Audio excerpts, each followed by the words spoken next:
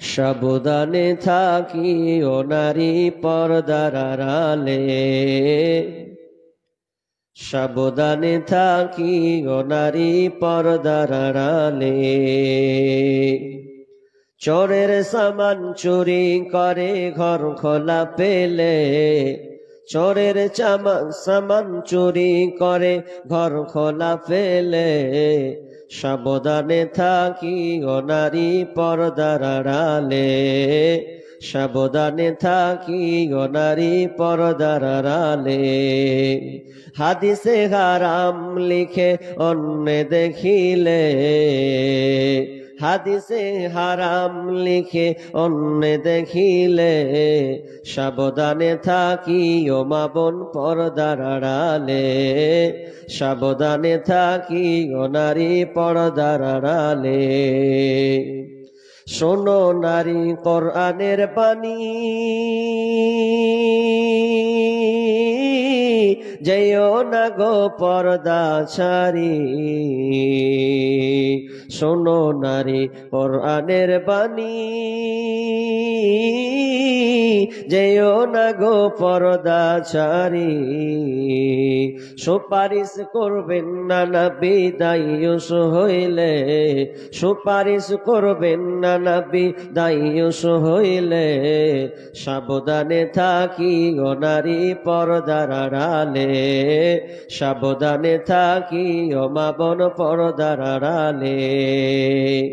Short cutting এর জামা পরে, মুখে পায়ে আলতা মেখে, শর্ট কাটিং এর জামা পরে, মুখে পায়ে আলতা মেখে, রূপের বাহার দেখিয়ে তারা রাস্তাতে চলে, রূপের বাহার দেখিয়ে তারা মার্কেটে ঘরে, সাবধানে থাকিও নারী পর্দার আড়ালে, সাবধানে থাকিও মা বোন পর্দার আড়ালে। আজকালের নারীগণে স্বামীকে তার ঘরে রেখে, আজকালের নারীগণে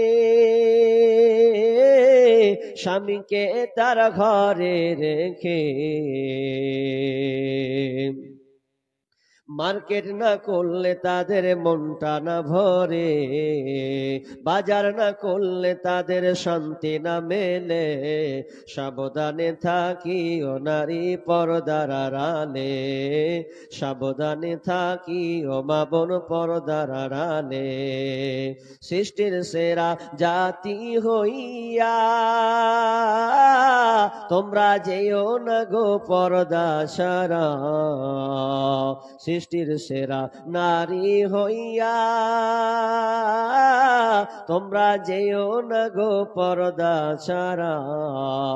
কি জবাব দিবে তুমি হাসরের কালে, কি জবাব দিবে তুমি বিচারের কোঠে, সাবধানে থাকিও নারী পর্দার আড়ালে, সাবধানে থাকিও মা বোন পর্দার আড়ালে। হাদিসে হারাম লিখে অন্য দেখিলে, হাদিসে হারাম লিখে অন্য দেখিলে, সাবধানে থাকিও মা বোন পর্দার আড়ালে, সাবধানে থাকিও নারী পর্দার আড়ালে। আল্লাহ সুবহানাহু ওয়া তাআলা বললেন, নবী হে আপনি মুমিনদেরকে বলে দেন, ওই মুমিন যুবকদেরকে বলে দেন, কুল্লিল মুমিনিনা ইয়াগুযু মিন আবসারিহিম, তারা যেন তাদের চক্ষুটাকে নিম্নগামী করে নেয়, তারা যেন চোখটাকে নিচে নামিয়ে নেয়, অর্থাৎ নত জানু হয়ে রাস্তায় যেন তারা চলাফেরা করে। ওয়াগুযু মিন আবসারিহিম ওয়া ইয়াহফাযু ফুরুজাহুম, এবং তারা যেন তাদের লজ্জা স্থানের হেফাজত করে, অর্থাৎ শরমগাহকে যেন তারা কন্ট্রোল করে রাখে। যালিকা আযকা লাহুম ইন্নাল্লাহা খাবীরুম বিমা ইয়াসনাউন, এটা তাদের জন্য উত্তম পন্থা আছে যদি তারা এই দুইটা কাজ করতে পারে রে, এজন্য তাদের জন্য রয়েছে মহা পুরস্কার। দুইটা কাজ। প্রথমে আগে আল্লাহ ছেলেকে ধরলেন, এই যুবক তোমাকে বলছি, তুমি যখন রাস্তা দিয়ে যাবে তখন তোমার চক্ষুটাকে নিম্নগামী করবে। আর কি করবে? চক্ষু যদি তোমার নিম্নগামী হয়ে যায়, নিচে নেমে যায়, তাহলে অটোমেটিকলি তোমার লজ্জা স্থানের হেফাজত হবে, কন্ট্রোল হবে।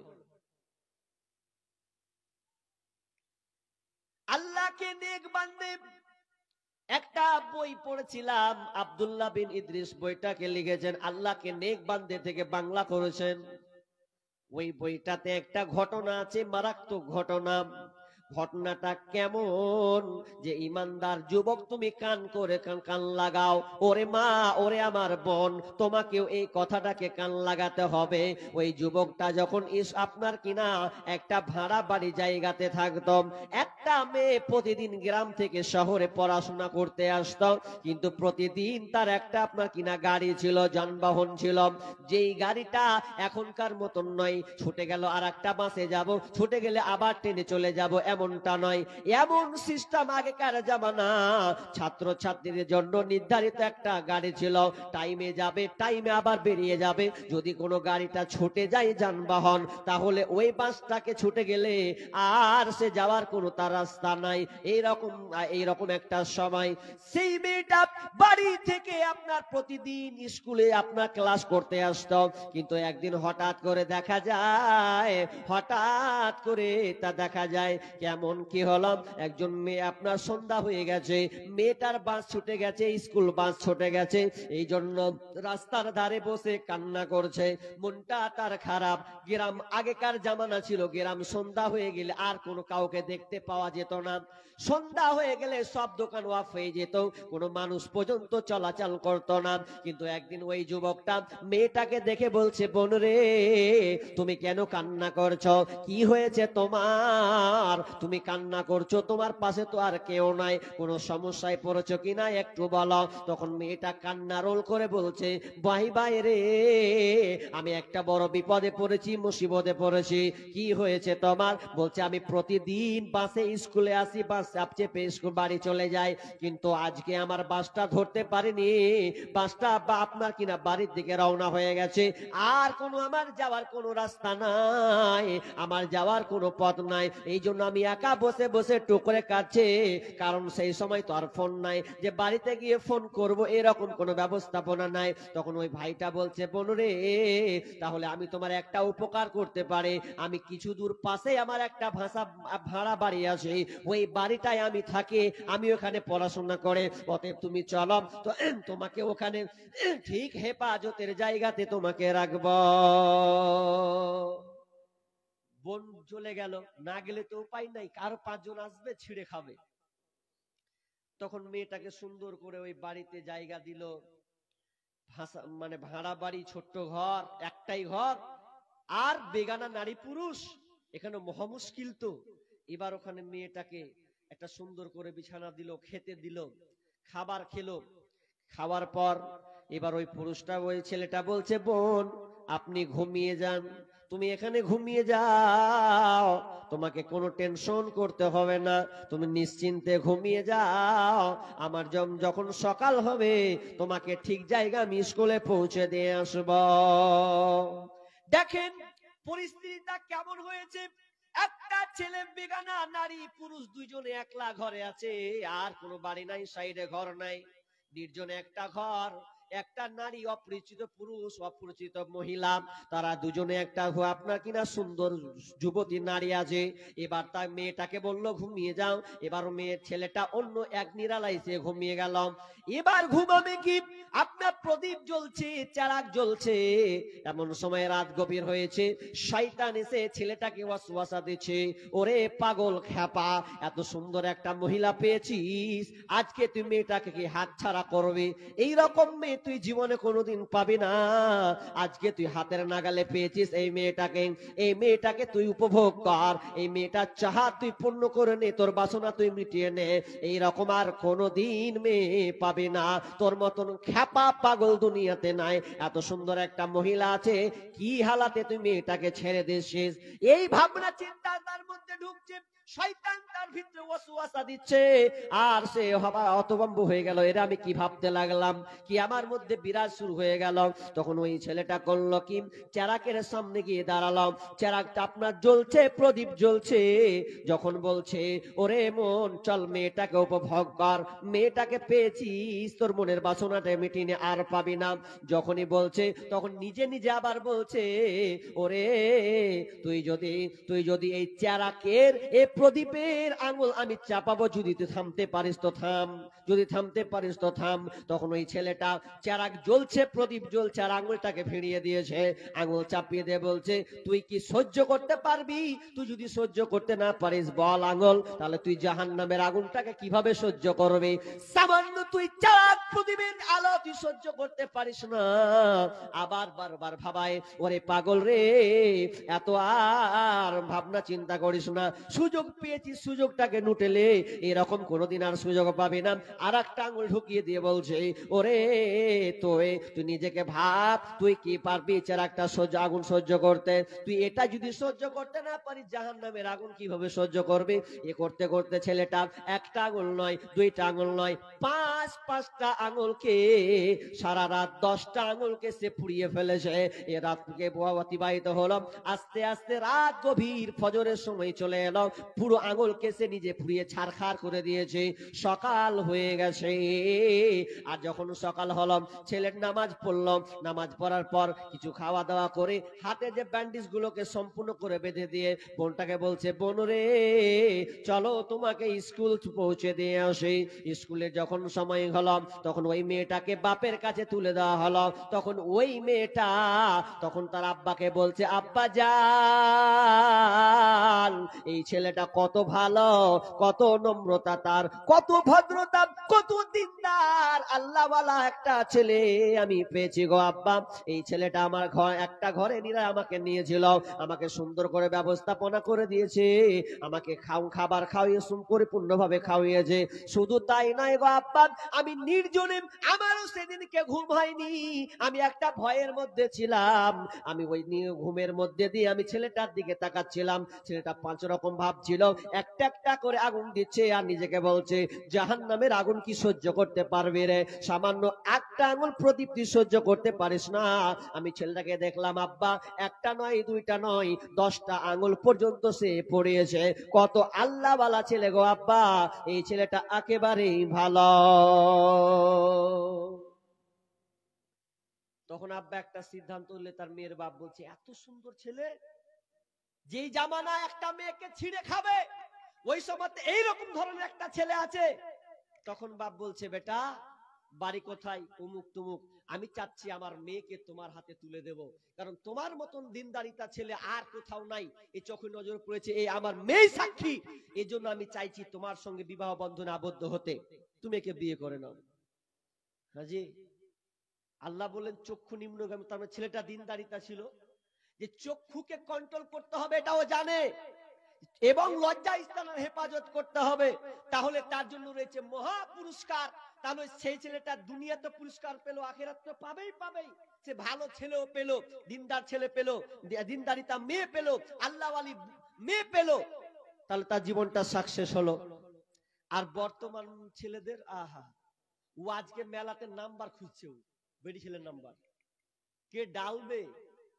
একটা মেয়ে যদি হেসে দেয় এই মেলাতে, মেলা বলে না যে কোনো জায়গায়, আর এখনকার কিছু বাঁদর চালাচ্ছে, 4-5টা করে ঘুরবে একটা বেরিয়েছিলাম পিছনে, বাঁদর গালা ঠ্যাস মারবে, হবে মেয়েটা হাসছে, মনে হয় নাম্বার দিয়ে দিবে, লাগা লাগা লাগা ধর, এই পার থেকে ওই পার, ওই পার থেকে এই পার, এ করতে করতে ফুচকি হাসলো, নাম্বার নিয়ে বাড়ি চলে গেল, দেওয়ার শুরু হলো সম্পর্ক, ভালোবাসা।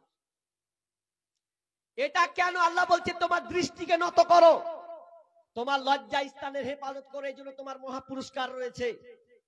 আর আজকে আমরা মেয়ে তো দূরের কথা থাকে, মোবাইল নিয়ে সারা রাত এমন করে কাজ করছে, সকালে গোসলও করে না, এমনিতে প্যান খারাপ হয়,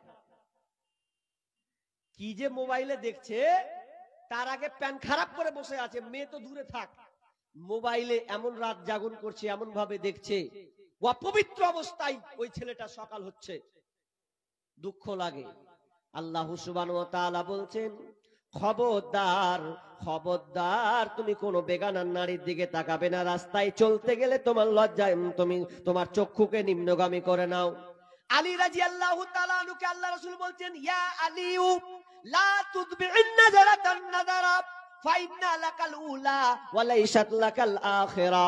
হে আলী রে, যখন তুমি রাস্তাতে যাবে, তখন কোনো যদি নারী পড়ে যায়, এক চান্সে যদি তোমার দৃষ্টি চলে যায় ওই মেয়েটার দিকে, তো তুমি মেয়েটাকে যেমনই তাকাবে, সঙ্গে সঙ্গে তোমার চোখটাকে তুমি নিম্নগামী করে নেবেন। কেননা ফাইন্না লাকাল উলা, একবার দেখাতে যদি মেয়েটাকে দেখে নাও, এতে তোমার কোনো গুনাহ হবে না, এটা তোমার কোনো পাপের লিস্টে যাবে না।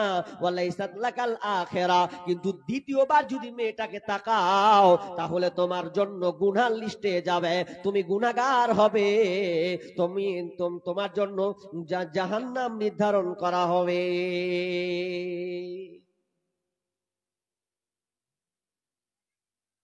তো একটা মেয়ে,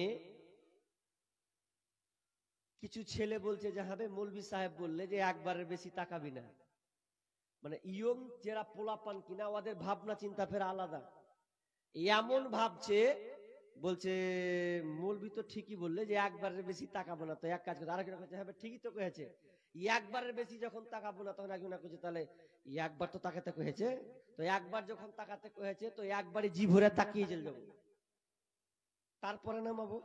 মানে ওয়াদের যুক্তি, মানে হাদিসে এলো যে একবার চোখ পড়লে নামি না সঙ্গে সঙ্গে, ও খ্যাপারা ভুল বুঝছে। ওরা মনে করছে একবার তাকাতে হবে মানে কি একবার চোখই ফেলবো না, তাকিয়ে চলে যাবো, তারপর পরে নামাবো, জি ভরা, জি ঠান্ডা হবে, তারপর এটা করলে তো হবে না। কিন্তু বন্ধুরে, আল্লাহ তাআলা সর্বপ্রথম পুরুষকে অ্যাটাক করলেন। ও পুরুষেরা, ও মুমিনেরা, খবরদার কোন নারীর দিকে তোমরা তাকাবে না এবং তোমার লজ্জা স্থানের হেফাজত করবে।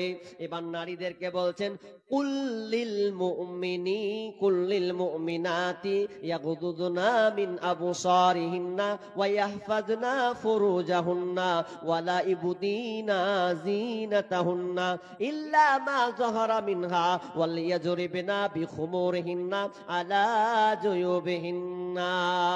ওরে নারীকল, তোমরা এবার কান লাগাও। আল্লাহ সুবহানাহু ওয়া তাআলা বললেন, নবী হে, আপনি আপনার মুমিনা নারীদেরকে বলে দেন, কুল্লিল মুমিনাতি ইয়াগুযুদুনা মিন আবসারিহিন্না, তারা যেন তাদের চক্ষুকে নিম্নগামী করে নেয়, ওয়াজরিবিনা, তারপরে বলছেন তারা যেন তাদের লজ্জা স্থানের হেফাজত করে নেয়।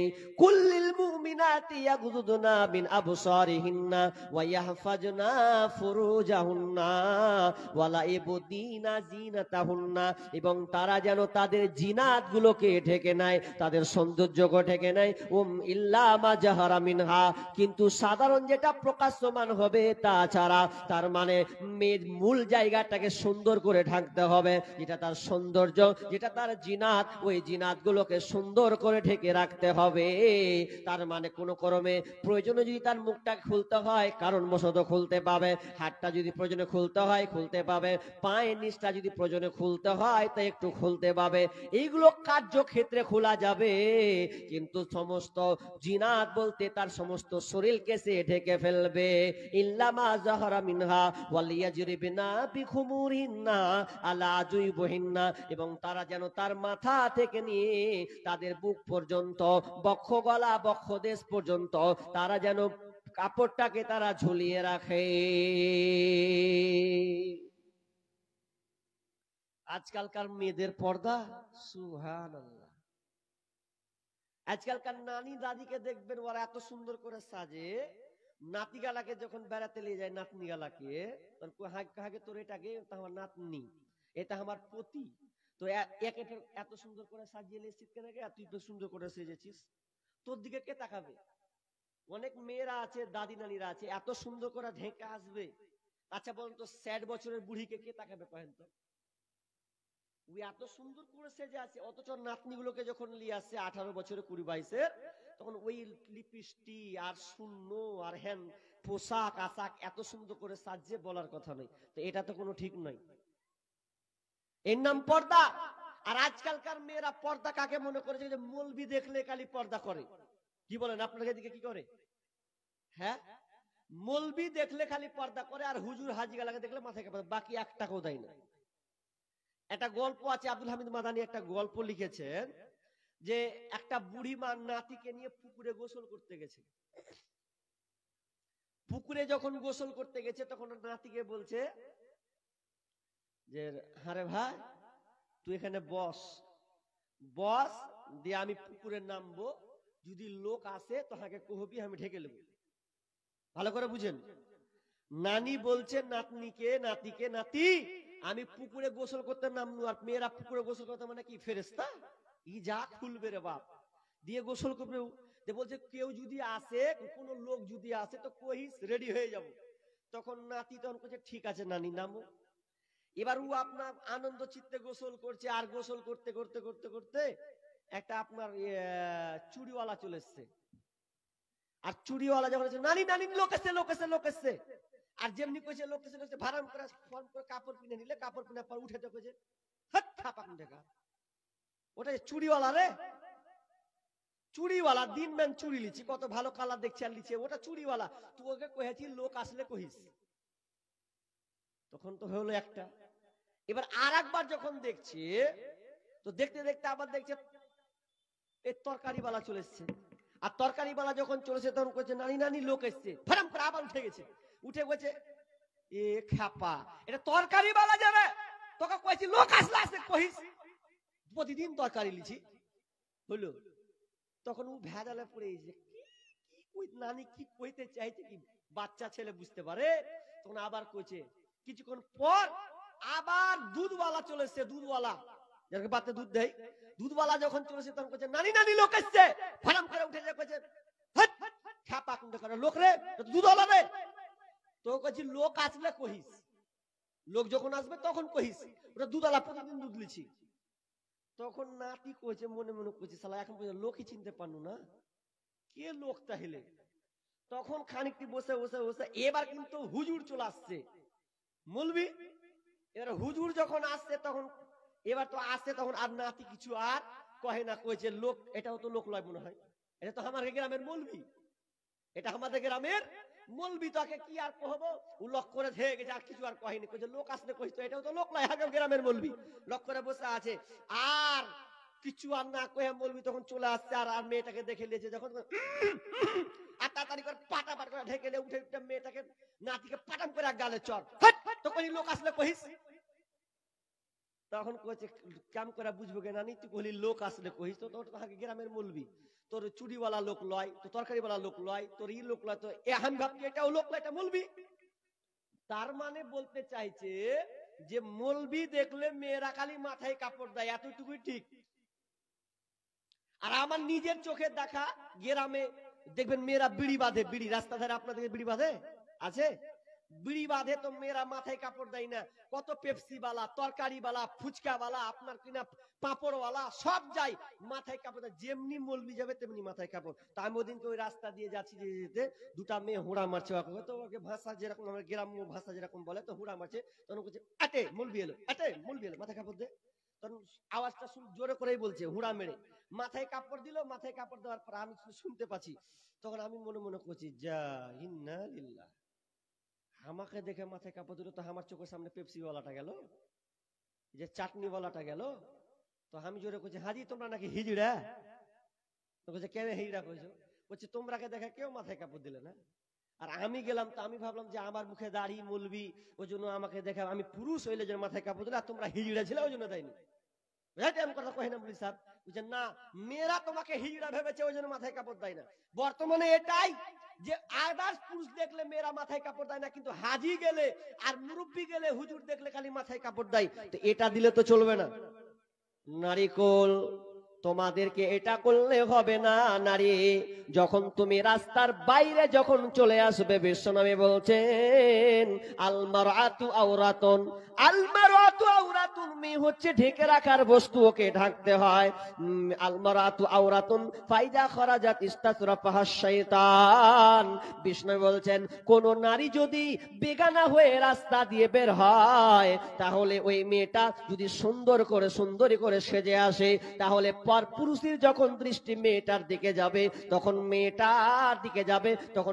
মেয়ের চোখে নারীটাকে সুসজ্জিত করে দেখাবে, পূর্ণ সুন্দরী রূপে দেখাবে। এটা শয়তানের কাজ। ওই জন্য নারীদেরকে বলা হচ্ছে, গার্জেনকে বলা হচ্ছে, মেয়ে হচ্ছে ঢেকে রাখার বস্তু, ওকে ঢেকে নাও। ও গার্জেন, তোমার মেয়েকে তুমি ঢেকে তারপরে বাইরে থেকে বার করো, কারণ এ হচ্ছে দামি জিনিস। কারণ দামি জিনিসকে কেউ ওপেন রাখার চেষ্টা করে না।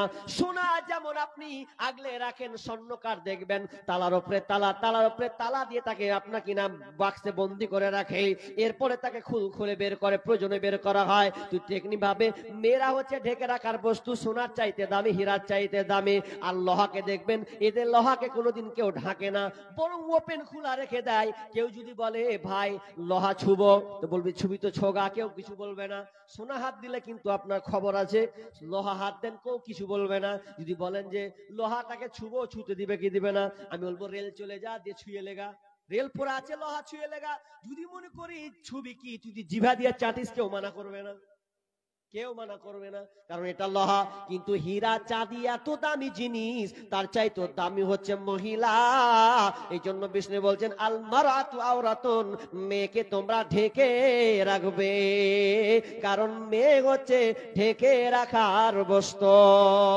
কিন্তু বর্তমানে মেয়েরা ওপেন করে চলছে, আপনার কাউকে তাওয়াক্কা করে না, মাকে তাওয়াক্কা করে না, সমাজকে তাওয়াক্কা করে না। আজকে মেয়েরা পুরো মার্কেটকে দখল করে রেখেছে। কিয়ামতের আলামাত এসে গেছে, তাই তো ঘরের নারী রাস্তায় নেমেছে।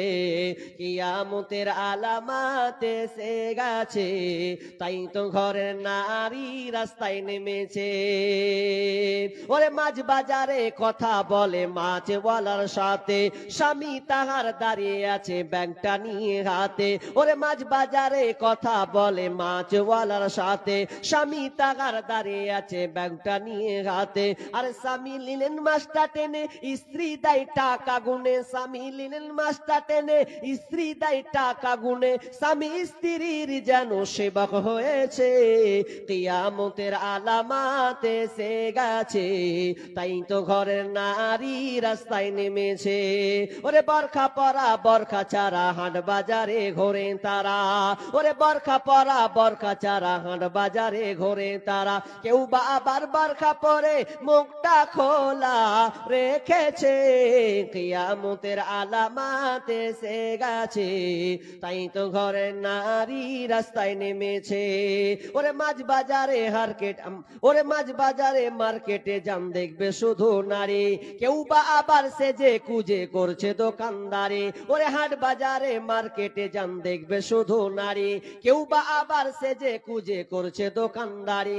সবকিছুতেই আছে নারী, কেউ বা চালায় হোন্ডা গাড়ি। সবকিছুতেই আছে নারী, কেউ বা চালায় হোন্ডা গাড়ি। কেউ বা আবার অফিস আদালতে চাকরি করতেছে।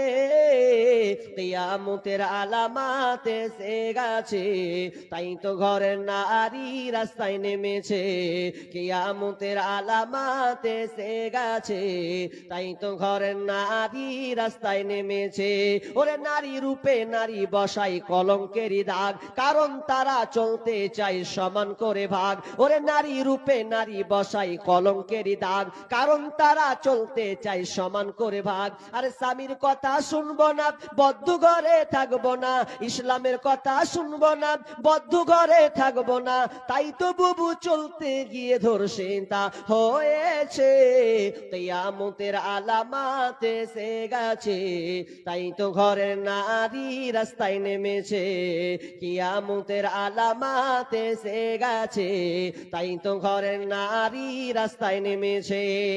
আজকালকার মেয়েরা পুরুষকে তাওয়াক্কা করে না, আগেকার নারী হলে অন্তত দাদি নানি যারা ছিল তারা দেখবেন এমন সময় একটা ছিল পুরুষ দেখলে তারা নিজের এরা আপনার কিনা আর হয়ে যেত, কিন্তু এখনকার মেয়েরা আর তো দূরের কথা, বরং তার সৌন্দর্যকে আর বহিঃপ্রকাশ করার জন্য, পুরুষদেরকে খেয়াল করার জন্য, তাদের লজ্জা স্থান তো দূরের কথা, তাদের যতগুলো শরমগা প্রয়োজন আছে প্রয়োজনে সে দেখাতে দ্বিধাবোধ বোধ করে না।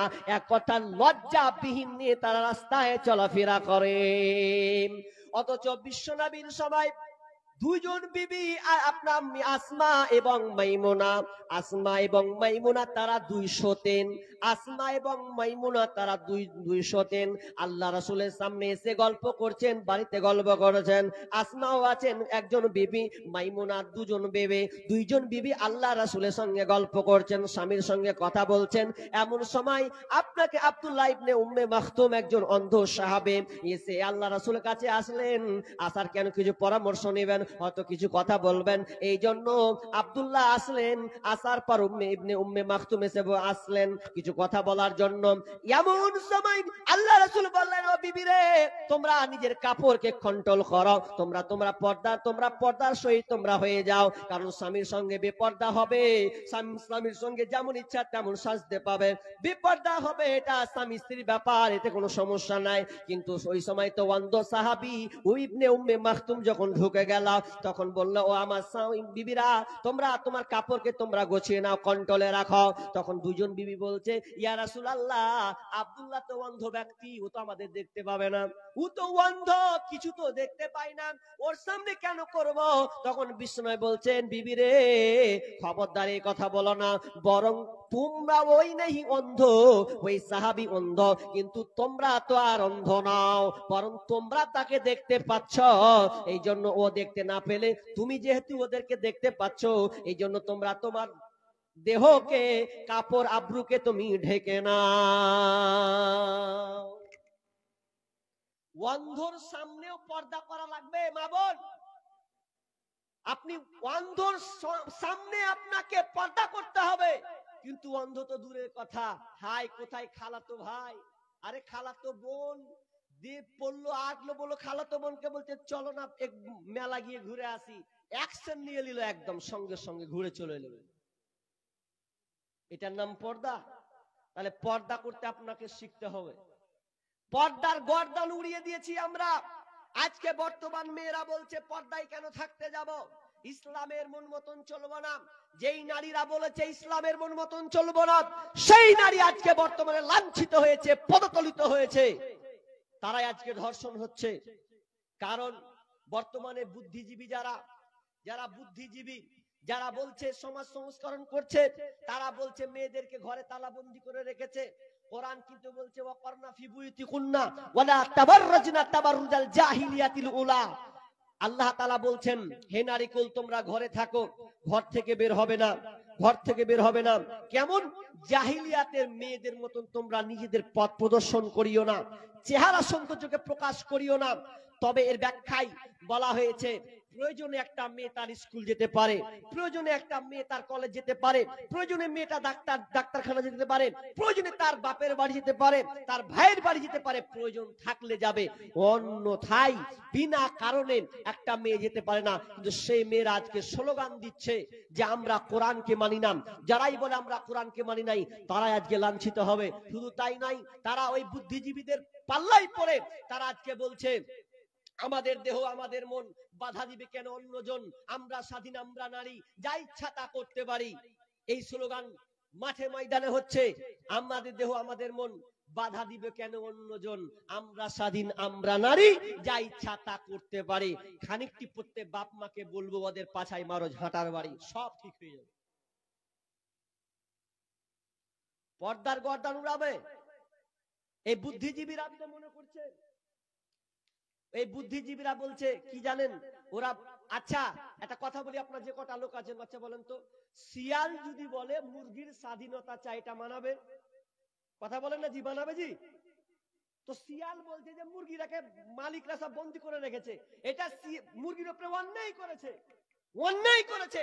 আচ্ছা এই স্লোগান যদি কোনো নারী নেই চলবে, আর মুরগি যদি বলে ঠিকই তো, শিয়াল ঠিকই বলেছে, আমরা মালিকেরা তত্ত্বাবধানে থাকবো, এটা হতে পারে না। আচ্ছা এবার ওই মুরগি যদি মালিককে এড়িয়ে যায়, না আমরা থাকবো না, আমাদের ছেড়ে দেন, আচ্ছা বলেন শিয়াল কি করবে? এ তো ফাঁক পেতে বসে আছে, ছাড় না, ছেড়ে দেখ। স্বাধীনতা কাকে বলেছে দিয়ে দেবো একদম, তখন সব একটাও মুরগি টিকবে না। তো বর্তমান অবস্থা তাই। বুদ্ধিজীবীরা বলছে যে ইসলাম নারীদেরকে ঠকিয়েছে, কেন? পর্দা করিয়ে। ঠকাইনি, বরং একটা নারীর ইজ্জত সম্মান আল্লাহ ঊর্ধ্বে করেছেন, বাড়িয়ে দিয়েছেন। কেন? একটা মেয়ে যদি সৌন্দর্য করে রাস্তায় যায়, বাসে উঠে, আর একটা মেয়ে যদি পর্দার সঙ্গে উঠে, আচ্ছা কোন মেয়েটাকে কোন নজরে তাকাবে? যদি বরখা পরা মেয়ে হয়, ভালো সুন্দর, তাহলে বলবে বোন জায়গা দিলাম বসো, বোন একটু সাইডে হও, বোন একটু সরে বসো। আর যদি ওরে বাপরে শূন্য মাখা আর লিপস্টিক লাগা মেয়ে হয়ে যায়, তো সরা তো দূরে কথা, একটু ছাই করে নিয়ে তারপরে নামবে। কাকে সম্মান দিল? পর্দার মর্যাদা, এর বরখার অনেক মর্যাদা রয়েছে। এবার ব্যাপারে অনেক আলোচনা আছে, তবে কথাটা হচ্ছে এটা হচ্ছে হেফজখানা। আপনারা দেখলেন পূর্বে দুইজন ছেলে হাফিজ হলো, কোত্থেকে? তো আপনাদের এই প্রতিষ্ঠান থেকে দুইজন ছেলে ফারাগাত হলো, মাথায় পাগড়ি দেওয়া হলো, তারা পূর্ণ 30 পারাকে বুকের মধ্যে করে নিয়েছেন। পৃথিবীতে এমন কোন ধর্মগ্রন্থ আছে বলতে পারবেন যে ধর্মগ্রন্থ তারা বুকের মধ্যে সিনার মধ্যে নিয়ে আছে? দেখাতে পারবেন? চ্যালেঞ্জ নেই। কিন্তু আপনাকে লক্ষ লক্ষ কোটি কোটি আপনি দেখতে পাবেন আল্লাহ তাআলা এক একজনের বুকের মধ্যে 30 পারা কোরআনকে ঢুকিয়ে রেখেছেন। তার নমুনা আজকে আপনাদের এলাকায় দুইজন ছেলেকে দেখলেন। এটা আল্লাহর অবদান। এমন একটা গ্রন্থ, আপনি অবাক হয়ে যাবেন। পৃথিবীতে এত ধর্মগ্রন্থ আছে, কেউ কোনো পণ্ডিত এখন পর্যন্ত দাবি করেনি যে আমি পূর্ণ বেদের মুখস্থকারী, বাইবেলের মুখস্থকারী, ত্রিপিটক মুখস্থ করে রেখেছি, এমন কোনো কেউ নাই। কিন্তু আমরা পারি, লক্ষ লক্ষ হাফিজকে আমরা ওপেন করতে পারি। দেখো আমাদের ছেলেদের বুকের সিনার ভেতরে 30 পারা কোরআন পূর্ণ ঢুকে আছে।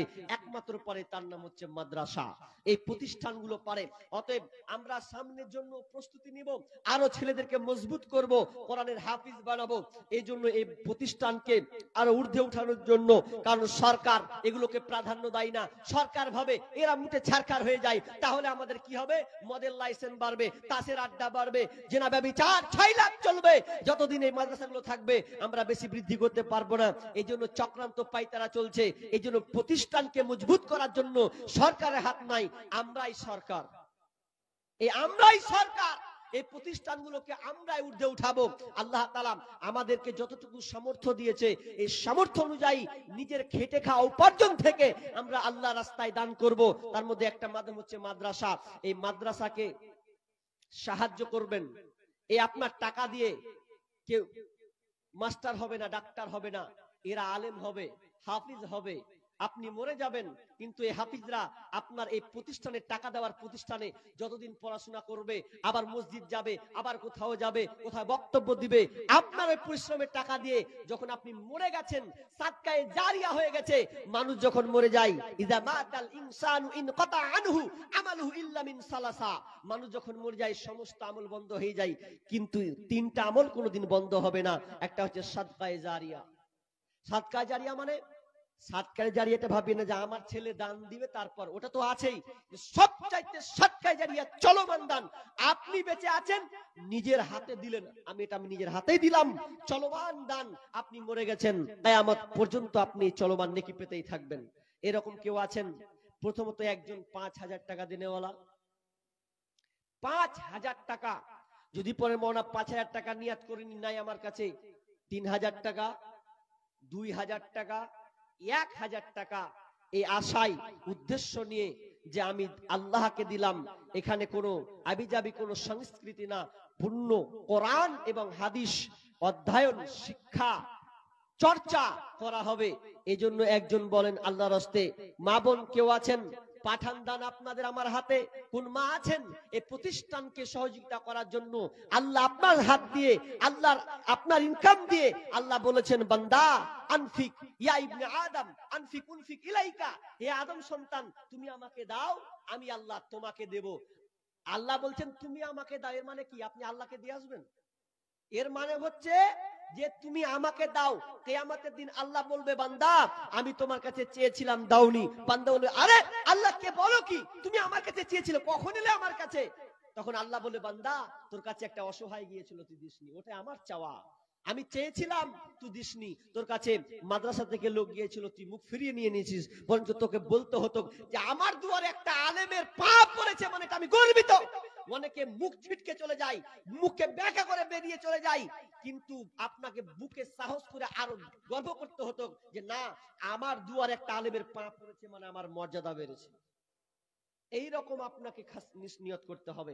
তো একজন ভাই কে দিলেন এটা? আপনি দিলেন 500 টাকা। একজন বাবজি বসে আছেন, তিনি স্টেজে বসেই 500 টাকা দিয়েছেন। আল্লাহুম্মা সাল্লি আলাইহি আল্লাহুম্মা বারিক আলা হায়াকালা বারাকাল্লাম। রব্বুল আলামিন 500 টাকা দিয়েছেন। কি উদ্দেশ্যে দিয়েছেন জানি না। রব্বুল আলামিন তুমি অন্তরে জামি, তুমি আলিমুন বিজাতিস সুদূর। আল্লাহ যে নিয়তে দানটা করেছেন মাবুদ রে, এই দানটাকে তুমি কবুল করে নাও। রব্বুল আলামিন যতদিন থাকবে আল্লাহ তুমি ওনাকে সহি সালামতে রাখিও, হেফাজতে রাখিও, সংসারে শান্তি বইয়ে দিও, রুজি রোজগারে বরকত দিও, বালা মুসিবত দূর করে দিও, আমিন সুম্মা আমিন। একটা 500 টাকা পেয়েছি, 1000 টাকা 2000 টাকা দেনে বলা নাই? যদি না থাকে 500 টাকা, মানে যেহেতু দেখেন লোক সংখ্যা কম, আপনাদের যদি 500-1000 টাকা করে একটু আগিয়ে আসেন, জীবনে কত টাকা যে আপনি খরচ করেছেন। আব্দুল্লাহ বিন মুবারক একটা আলেম ছিলেন, তো একটা মা আব্দুল্লাহ বিন মুবারক কাছে অভিযোগ করছে যে আমার বেটা সব দিয়ে দিচ্ছে মাদ্রাসার মধ্যে, ঠেকান। আরেকজন ভাই 500 টাকা দিয়েছেন। আল্লাহুম্মা সাল্লি আলাইহি আল্লাহুম্মা বারিক আলা হায়াকালা বারাকাল্লাম। আল্লাহ দানকে কবুল করে নাও, যে উদ্দেশ্যে দিয়েছে আশা পূর্ণ করে দাও, বালা মুসিবত দূর করে দাও। আল্লাহ জ্ঞানে ইলমে বারাকা দান করিও। আল্লাহুম্মা ফাক্কিহু ফিদ্দিন, আমিন সুম্মা আমিন। মা, আপনারা পর্দার আড়ালে আছেন, কোন মা আছেন 1000 টাকা 2-4 জন দিতে পারবেন? এরকম একবার বলে পাঠান, 1000 টাকা বেশি নয়, 2000 টাকা এরকম দেনেওয়ালা একজন।